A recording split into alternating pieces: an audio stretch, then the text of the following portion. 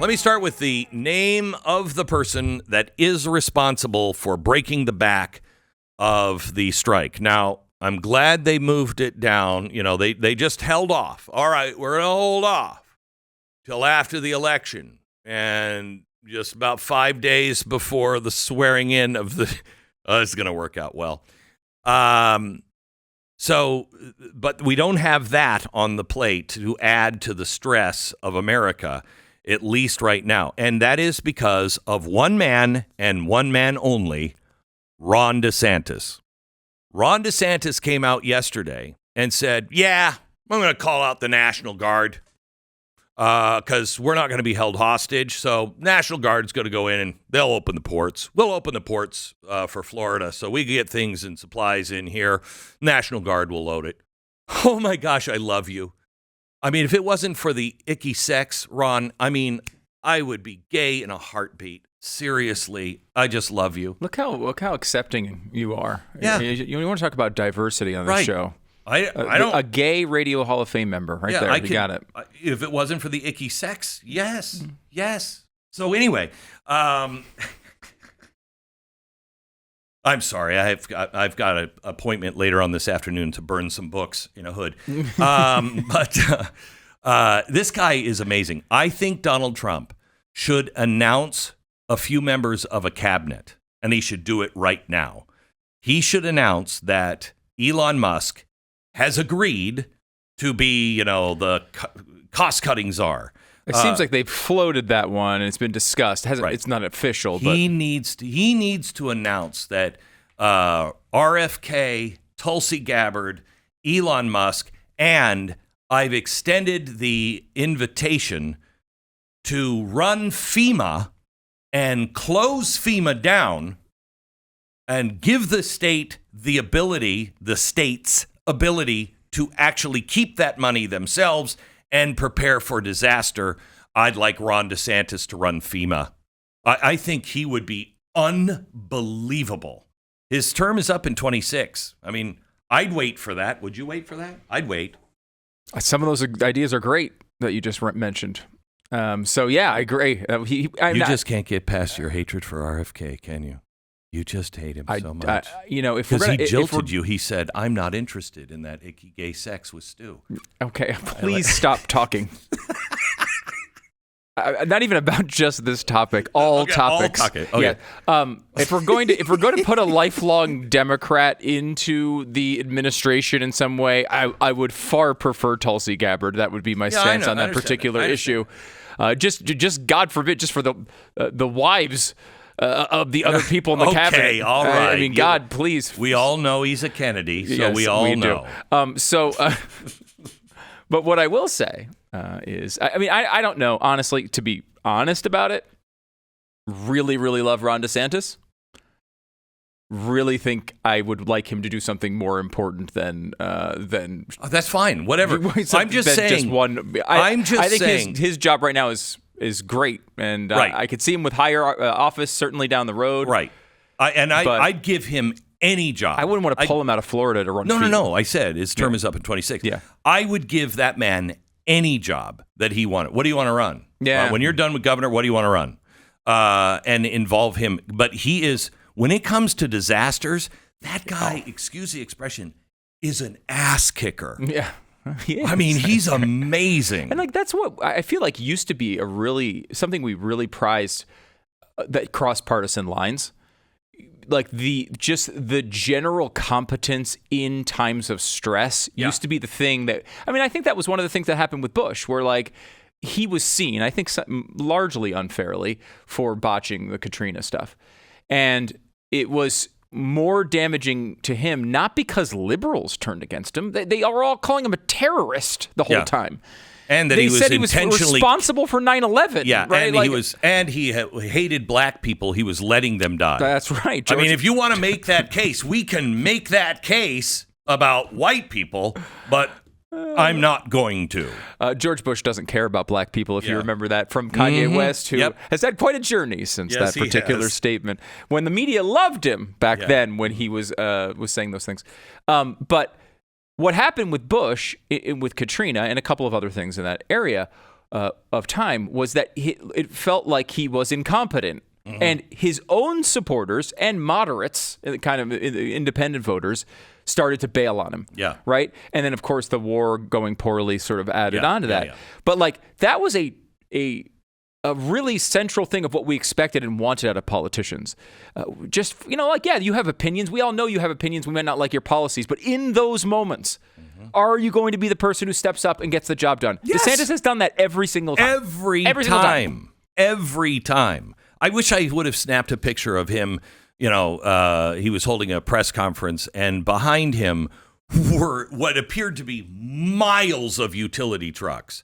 And he's like, "We're ready." Just like, yeah, you are. You are. And he believes in the 10th Amendment. So the unions are going to shut down our ports. Well, no, I'm the governor of Florida, and if the federal government won't do anything, I'm calling out our National Guard, and we'll keep those ports open. That's the reason they folded. They lost all of their power in negotiation. They lost all of it.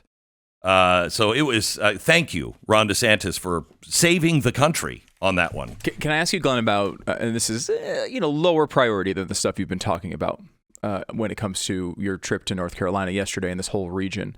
But there is a political concern here, right? Yeah. We've got an election that's a month away. And may I tell you a quick story on this? Yeah, sure. A couple of days ago, we rescued a woman who was two women that were up on a mountain, and they were flagging the helicopter. And we were taking somebody else to the hospital, I think. And so the other helicopter was called, and they came, and they picked him up. They brought him down from the mountain. They were out of food and everything. And one of the first things they said was, before we go back up, we need to vote. Can you take us? I mean, these people are pissed. They are pissed. If North Carolina does not go hard for Trump, I'd be shocked. Really? Yeah. They're pissed. I mean, they are pissed. That's a big part of the reason I'm asking. Yeah. Because, this is a key swing state. I think Donald Trump, if he doesn't win North Carolina, I don't think he could win. Yeah. I don't. I mean, there's a path. It's possible, but I think it's super unlikely if he doesn't win North Carolina. The very, very cynical part of me, which is almost all of me at this point, says, there's one of the reasons why they're not helping there is you've just taken out a swath of Trump supporters. Okay, this is some have died, but also some have. That's what I mean. Totally, you can't get to polls. These people. They don't have cars. Their bridges are washed out. I mean, it's going to be tough. But I'll tell you, I met several people. The old lady who we rescued, she's like 80 years old. She's fantastic. And she didn't know who I was or who Corey Mills was. We were just helping her get into and as she's being put into the life flight, she's just this damn Biden. He doesn't give a flying crap. And she was colorful. And I thought, I think I know who she's voting for. Yeah. And this used to be Democratic country. Oh, really? Oh, because I think of that part of the state as more red. You do now. Mm-hmm. These were tobacco farmers. Okay. And, they don't have health care. These are poor people. And so, they've been for government assistance because they've needed government assistance. But now they see what this government assistance really means. No, they're not interested. This has turned people, at least in that area, I think this has made them generational Republicans. Just because of how bad this response is. Everybody I talked to was pissed at the federal government. They were pissed. I can't tell you how many times I heard yesterday, really? How much money are they giving to these illegal immigrants? And we've got nothing. No one's on the ground. I'm telling you, I didn't see National Guard. I know the National Guard is there. They've been there for 4 or 5 days, I think. But I didn't see any of them. And I was in really some of the hardest hit areas. There was no federal anything except the satellite truck for FEMA, which wasn't working at the time, but they're going to, they're where the people are. No, they weren't. They were out in the middle of nowhere, signing people up so they could get their paperwork in and start the system to help chug along. And they were helping one person. It was despicable. Then there was another place where FEMA was at another center where they put up showers so people could take showers, which I thought was really nice until they said that, no, not for the people, but for the volunteers. So the volunteers could take showers. Letting the people, anybody can go into a shower. It's obscene. It's obscene. When Mercury One is the one that is providing all of the O2 for all of the ambulances and one of the hospitals because they can't get it. When that's happening, excuse me, federal government, when there are people literally, we're saving their lives because we're providing insulin and life-saving drugs that that nobody else has. Government's not there handing out these drugs. I mean, you can go into the cities, you go into homeless areas, and, they'll hand you drugs there. Lots of drugs. You need heroin, they'll help you out on this. But insulin, they're not there. It's shameful. I started telling you earlier today off the air. I asked you, do you remember the day I came in when we were air vacuuming people out of Afghanistan? I should say, trying to. We had an air force there of 737s and 747s on the ground in Afghanistan. And the State Department was blocking us. And then something happened that day where they mocked us. The State Department. We said, okay, it's been 3 days. We got all the paperwork that you told us we had to have. Everybody is on paperwork. Oh, no, you need Form 117B. What is that form? It's a new form.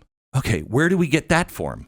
Well, you can only get it at the embassy in Afghanistan, in Kabul.